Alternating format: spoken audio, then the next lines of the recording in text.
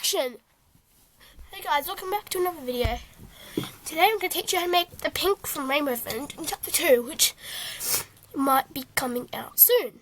So, let's get right on this video. So don't forget to subscribe. Let's break it into pieces. Okay. Now, to build it, we're going to need some, well, like that. Okay. First of all, you need to get,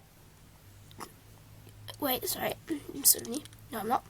So first you need to get one of these 1x4 pinks, pink, and if you try and use mainly pink, so you can make pink.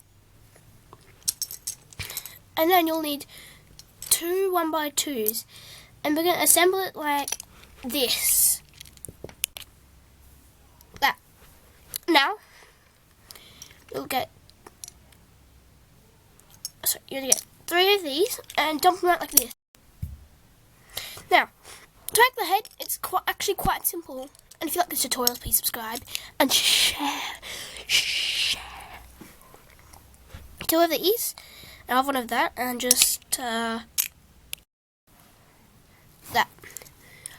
Now to add the eyes, you want to sprinkle on 2 black pieces, but if you have specifically these, it will be preferred.